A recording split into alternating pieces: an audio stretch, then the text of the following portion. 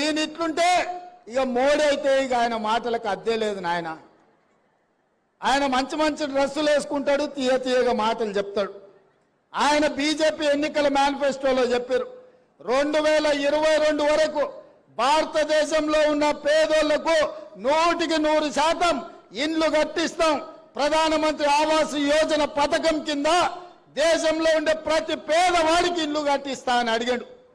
నేను ఇవాళ సూటిగా కిషన్ రెడ్డి గారిని, ఆయన డాక్టర్ లక్ష్మణ్ నేను అడుగుతున్న ఈ వేదిక మీద నుంచి మీడియా మిత్రుల సాక్షిగా ఈటెల రాజేందర్ని అడుగుతున్నా, ప్రధానమంత్రి ఆవాస్ యోజన కింద తెలంగాణ రాష్ట్రంలో మీరు ఏడ ఇల్లు కట్టించినో చూపిస్తారండి.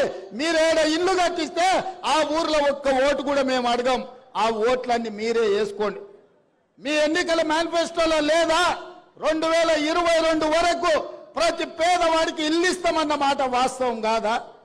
తెలంగాణ రాష్ట్రంలో బీజేపీ ఎన్ని ఇల్లు ఇచ్చిందో ఇవాళ సమాధానం చెప్పాలి ఓట్లు అడగనికి వస్తే. అదేవిధంగా బీజేపీ నాయకుడు నరేంద్ర మోడీ గారు అన్నారు రైతుల ఆదాయాన్ని 2 చేస్తాం 2022 వరకు అని అన్నాడు. ఇవాళ పెట్టుబడి దక్కక లక్షలాది మంది రైతులు ఆత్మహత్యలు చేసుకున్నారు.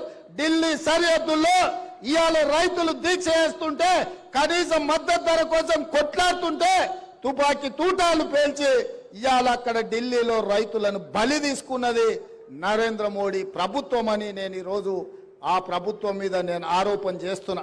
అదేవిధంగా స్విస్ బ్యాంకులో నల్లధనము లక్షలాది కోట్ల రూపాయలు ఉంది. అవన్నీ తెచ్చి ప్రతి పేదవాడి ఖాతాలో 15 లక్షల రూపాయలు వేస్తా అని అన్నాడు నరేంద్ర మోడీ. మా పేదోళ్ళకు కాదు, ఈ మీడియా మిత్రుల కన్నా ఎవరికన్నా ఖాతాలో ₹1 నన్ను వేసినాడా? మరి ప్రతి పేదవాడి ఖాతాల 15 లక్షలు వేస్తా అన్నాడు. 15 పైసలు కూడా వేయలే, అనా పైసా కూడా వేయలేదని నేను ఈ సందర్భంగా చెప్పదలుచుకు. ఇదే కాదు 2014 ఎన్నికల సందర్భంగా చెప్పిండు ప్రతి సంవత్సరం 2 కోట్ల ఉద్యోగాలు ఇస్తా అన్నాడు. 10 ఏళ్ళైంది మోడీ గారు ప్రధానమంత్రి అయి 20 కోట్ల ఉద్యోగాలు ఇవ్వాలి.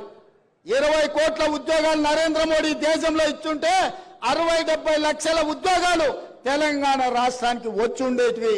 మరి ఈరోజు మన మొత్తం నిరుద్యోగ సమస్యనే తీరిపోతుండే.